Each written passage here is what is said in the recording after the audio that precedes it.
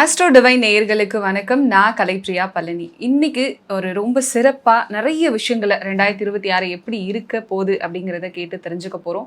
யார்கிட்ட கேட்டு தெரிஞ்சுக்க போறோம் அப்படின்னா, லக்ஷ்மி நாராயண ஸ்ரீ ராமானுஜஜியர் அண்ணா சுவாமி அவர்கள்கிட்ட தான் கேட்க போறோம். வணக்கம் சார். வணக்கம்மா. எப்படி இருக்கீங்க? நல்லா இருக்கம்மா. 2025 நிறைய விஷயங்கள் மக்கள் பார்த்தாங்க, செஞ்சாங்க, கேட்டாங்க அப்படின்னு 2025 முடிஞ்சு போச்சு. 2026க்குள்ள காலடி எடுத்து வைக்க போறோம். 2026 பொறுத்த வரைக்கும் என்ன நடக்கும் அப்படிங்கிற எதிர்பார்ப்பு இப்பவே மக்கள் மத்தியில எழ ஆரம்பிச்சிருச்சு. அதுவும் இல்லாம 3 பயிற்சிகள் வேற நடக்க போகுது அப்படிங்கிறதுனால இன்னும் 2026 எப்படி இருக்க போகுது அப்படிங்கறத தெரிஞ்சு ஆவலா இருக்காங்க. 2026 எப்படி இருக்க போகுது நீங்க சொல்லுங்க. ஆஸ்ட்ரோ டிவைன் ஆன்மீக அன்பர்களுக்கு என்னுடைய அன்பான ஆசீர்வாதத்தை தெரிவித்துக் கொள்கின்றேன். 2025 பொறுத்த வரைக்கும் செவ்வாய், அதாவது பார்த்தீங்கன்னா சேனாதிபதினு சொல்லுவாங்க, அந்த ஒரு போர் கிரகம் என்று சொல்லக்கூடிய செவ்வாயினுடைய ஆண்டாகத்தான் இருந்தது. 2026 பொறுத்த வரைக்கும் ராஜ கிரகம் என்று சொல்லக்கூடிய குருவினுடைய ஆண்டாக பிறக்கின்றது. எண்கணித பிரகாரம் பார்த்தீங்கன்னா 2026 ஒன்றுக்குரியவன் யாருன்னா சூரியன். அந்த வகையில் பார்க்கும்போது 2026ஆம் ஆண்டில் ஒரு முக்கியமான பயிற்சிகளையும் நாம் சந்திக்க போகின்றோம். திருக்கணித பிரகாரம் பார்த்தீங்கன்னா நம்ம சனி பயிற்சியை சந்தித்தோம். அடுத்தது வாக்கிய பிரகாரம் பார்த்தீங்கன்னா சனி பயிற்சி எப்படி இருக்கும் என்பதை இந்த இதில் பார்க்க போகிறோம். 2026 ஆண்டாவது ஒரு நம்பிக்கை தருமா, ஒரு நிம்மதியான வாழ்வை தருமா, பிரச்சனை இல்லாத ஒரு வாழ்க்கை அமையுமா என்று எதிர்பார்ப்பது இயற்கை தானே. அந்த வகையில் பார்க்கும்பொழுது 2026ஆம் ஆண்டு 12 ராசி, அதில் பார்க்கும்போது மேஷம் தொடங்கி மீனம் வரை ஒவ்வொரு ராசிக்கான பலன்களை எல்லாம் இப்போ நம்ம சோடி பிரசனத்தில் பார்க்க போகிறோம். அடுத்ததான் விருச்சிக ராசிக்காரர்களுக்கு 2026 எப்படி இருக்க போகுது? 2025 பெரிய எதிர்பார்ப்புகள் இருந்திருக்கும், சிலருக்கு ஏமாற்றம் கூட நடந்திருக்கும். 2026 அடி எடுத்து வைக்கும் போது அதாவது கொஞ்சம் நல்ல முன்னேற்றம் கொடுக்காதா அப்படிங்கிற ஒரு எதிர்பார்ப்பு இருக்கும் இல்லையா சார்? கண்டிப்பா கண்டிப்பா. ஏன்னா கடந்த ஆண்டை பொறுத்த வரைக்கும் அவருடைய ஜாதியர்னா முழசறுக்கிற நிலை தான், எல்லாம் இருந்தும் கூட நிம்மதி இல்லாத ஒரு நிலை தான், ஒரு போராட்டமான ஒரு ஆண்டாகத்தான் கடந்த ஆண்டு கழிந்தது. 2026 பொறுத்த வரைக்கும் திருக்கணித பிரகாரம் சனி பகவானுடைய பயிற்சி வைத்து தான் சோழி பிரசனம். அந்த வகையில் பார்க்கும்போது பார்த்தீங்கன்னா விருச்சிகத்தை பொறுத்த வரைக்கும் அர்த்தாசிரம சனி. அதே நேரம் பார்த்தீங்கன்னா இந்த 2026 4 கிரகங்கள் பார்த்தீங்கன்னா குரு பகவானை பொறுத்த வரைக்கும் அவருடைய பார்வை கிடைத்தது. 1 2 3 4 5, அதாவது கடகத்தில் இருந்து அவருடைய 1 2 3 4 5ஆம் பார்வையாக விருச்சத்தை பார்த்து கரை சேர்த்து விட்டார். 2025 2025 தப்பித்தோம் பிழைத்தோம் என்று வந்து விட்டார்கள். அதே நேரம் விருச்சிகத்தை பொறுத்த வரைக்கும் ஒரு அருமையான ஆண்டாகத்தான் இந்த 2026ஆம் ஆண்டு அமைகின்றது. பார்க்கலாம்.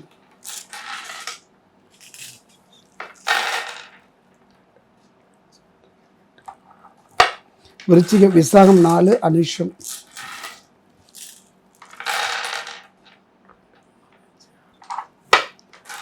விருச்சிகத்தை பொறுத்தவரை கேட்டை,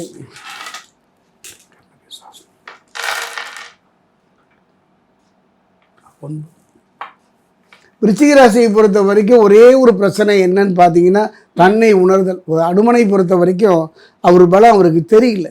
அடுத்ததாக ஜாம்பவான் வந்து தான் அவர் பலத்தை உணர்த்தின மாதிரி அந்த அனுபவம் ஒன்று தான் இவங்களுக்கு இல்லாமல் இருந்தது. நான் அடிக்கடி சொல்வேன், ஒரு மனிதனுடைய வாழ்க்கையில் 3 பலம், அந்த 3 பலமும் கடந்த ஆண்டு காணாமல் போய்விட்டது. காணாமல் போன அந்த 3 பலமும் பெறக்கூடிய ஒரு அற்புதமான ஆண்டு விருச்சிக ராசி. காரணம் அதே நேரத்தில் பார்த்தீங்கன்னா அர்த்தாசிரம சனிலாம் பயப்பட வேண்டாம். அர்த்தாசிரம சனி காலத்தில் அற்புதங்கள் நிகழ்த்தியவர்களை சந்தி இருக்குதுங்கிட்டு.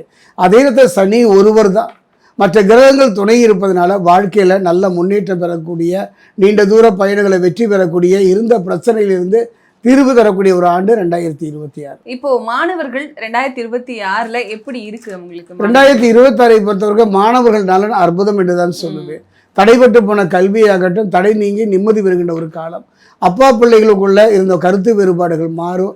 அதாவது படிப்பில் கவனம் செலுத்தக்கூடிய ஒரு ஆண்டாக, ஒரு நிம்மதி தருகின்ற ஆண்டாக, விரும்பிய பாடம் கிடைக்கின்ற ஆண்டாக அமையும். அந்த தொழில் புரிவோர் ஏற்கனவே தொழில் வச்சிருப்பாங்க, அந்த தொழில் விருப்பா போல விட்டுறலாமா அப்படிங்கிற எண்ணத்துல கூட இருந்திருப்பாங்க. இன்னும் சிலர் புதுசா தொழில் தொடங்கணும் அப்படின்னு பல வருஷமா யோசிச்சுக்கிட்டே இருப்பாங்க.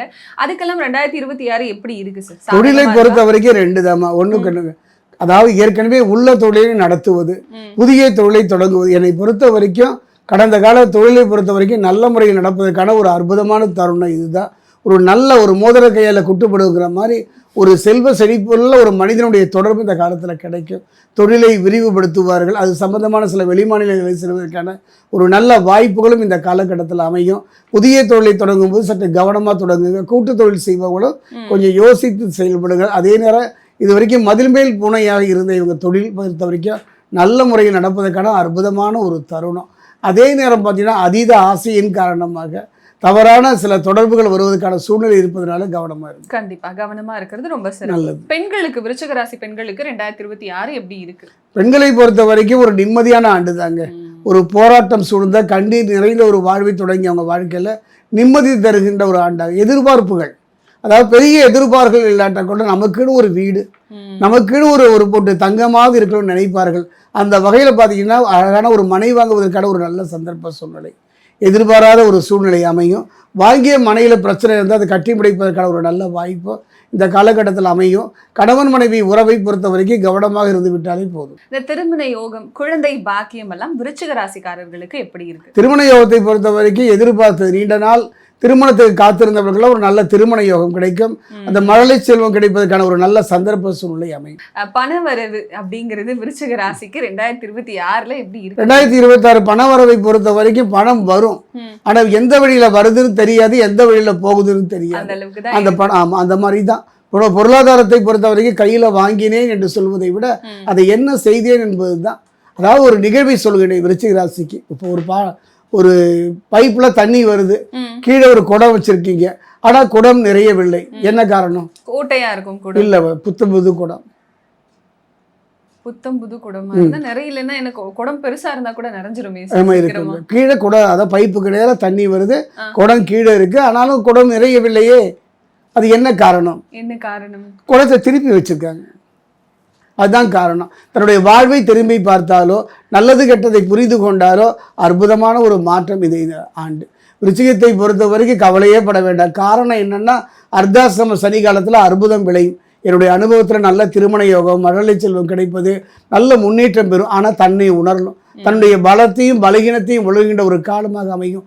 கடந்த காலத்தில் அந்த அனுபவம் கிடைச்சிருக்கு. 2024 அருமையான இடம், ஒரு பொன் வைக்கும் இடத்துல பூ வைக்கிற மாதிரி நல்ல முன்னேற்றம் தரக்கூடிய ஒரு ஆண்டாகத்தான் அமையும். நற்பலன்கள் சொல்லியிருக்கீங்க. இருந்தாலும் இந்த 2026 ஆண்டு இன்னும் சிறப்பா இருக்கணும் அப்படின்னா என்னென்ன பரிகாரங்கள் செய்யலாம்? விருச்சிக ராசியை பொறுத்த வரைக்கும் நான் சொல்றேன், அர்த்தாசிரம சனி.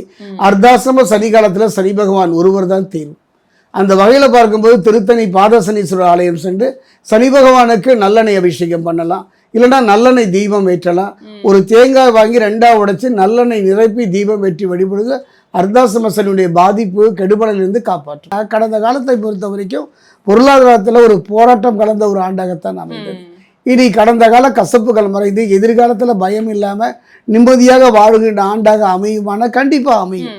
நம்பிக்கை தான் வாழ்க்கை. கிரகங்கள் அது கடமையை செய்கின்றது. பலவிதமான கஷ்டங்களை அனுபவிச்சு வந்தவங்களுக்கு புது ஆண்டு அப்படிங்கிறது ஒரு கடலில் விழுந்தவனுக்கு கலங்கரை விளக்கம் தெரிகிற மாதிரி தான். அந்த வகையில பார்த்தப்ப என்னுடைய அனுபவத்துல கிராமப்புறத்துல பாத்தீங்கன்னா இந்த அரிசி அளந்து போடுவாங்க. மாகாணியில போட்டாலும் 2 அரிசி எடுத்து படியில போட்டுக்குவாங்க. ஏன் காரணம்? சேமிப்பு. மனிதனுடைய வாழ்க்கையில இருப்பதை வைத்துக் கொண்டு சிறப்பாக வாழக்கூடிய ஆண்டு தான். அதாவது என்னுடைய அனுபவத்துல சிக்கனமாக, நிதானமாக, பொறுமையாக வாழக்கூடிய ஆண்டு தான். ஒரு மனிதனுக்கு பிரச்சனை எப்படி வரும், எதனால் வரும், யாரால் வரும் தெரிய முடியாத ஆண்டாக கடந்த காலம் இருந்தது.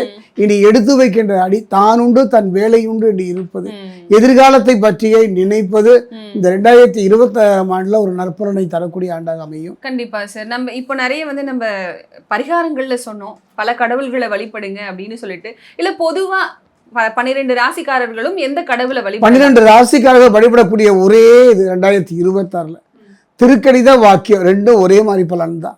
அந்த வகையில திருத்தணி பாதசனீஸ்வரர் ஆலயம் சென்று சனி பகவானை அங்கே தரக்கூடிய நல்லெண்ணெயை கொண்டு அவங்க கையினாலே அபிஷேகம் பண்ணி அவர் பாதம் பணியலாம். வேற எங்கேயுமே இந்த மாதிரி கிடையாது. ஏன்னா சனி பகவானை பொறுத்த வரைக்கும் தொடுதலோ நெருங்குதலோ கொஞ்சம் பயம், அச்சம்.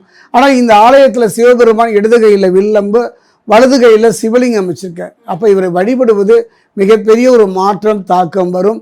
12 ராசிக்காரர்களுமே சென்று நின்று வழிபடக்கூடிய ஒரு ஆலயம் எதுன்னா திருத்தணி அருகே இருக்கக்கூடிய பாதசனீஸ்வரர் ஆலயம். பயப்படாம போய் வழிபடலாம். சனி தானே ஏதாவது அப்படி பண்ணி இல்ல. வரும்ன்ற இல்ல, எண்ணமே இல்ல, வேண்டாம். வேண்டாம். ரொம்ப சிறப்பா சொன்னீங்க சார். ஏன்னா 2026 உள்ள அடியெடுத்து வைக்கும் போது பலவிதமான கேள்விகள் இருக்கும், பலவிதமான அச்சங்கள் இருக்கும், குழப்பங்கள் இருக்கும். எல்லாத்துக்குமே கரெக்டா தெளிவா இதுதான் 2026 இப்படிதான் இருக்க போகுது 12 ராசிக்காரர்களுக்கும் அப்படின்னு சொல்லிட்டு ரொம்ப சிறப்பா சொல்லியிருக்கீங்க. நன்றி சார். அதாவது என்னுடைய அனுபவத்தில், அதுவும் சோழி பிரசன்ன அனுபவத்தில் ஒவ்வொரு ஆண்டுமே ஒவ்வொரு மனிதனும் யாராவது நிம்மதியாக வாழ்ந்தாங்களா, யாராவது சந்தோஷமாக வாழ்ந்தாங்க இல்லை. ஏன்னா வாழ்க்கை ஒரு வட்டம், மேலிருப்பவன் கீழும் கீழிருப்பவன் மேலும் போவது இயற்கை தானே. அந்த வகையில் பிறக்க வரைக்கும் மனித வாழ்வை பொறுத்த வரைக்கும் 3 பலம்: தெய்வ பலம், தெய்வ பலம், மனோபலம். அந்த 3 பலமும் ஒவ்வொரு காலகட்டத்தையும் கூடும் குறையும். அந்த வகையில் பார்க்கும் பொழுது என்னுடைய அனுபவத்தில் யார் கைவிட்டாங்களோ இல்லையோ குலதெய்வ வழிபாடு செய்யுங்க 2026. இந்த 2026 ஆண்டை பொறுத்த வரைக்கும் ராஜ கிரகம் என்று சொல்லக்கூடிய சூரியனுடைய ஆண்டாக இருப்பதனால எதை பற்றியும் கவலைப்பட வேண்டாம். நம்பிக்கையோடு போராடி பாருங்கள், இறுதி வெற்றி நமக்குத்தான்.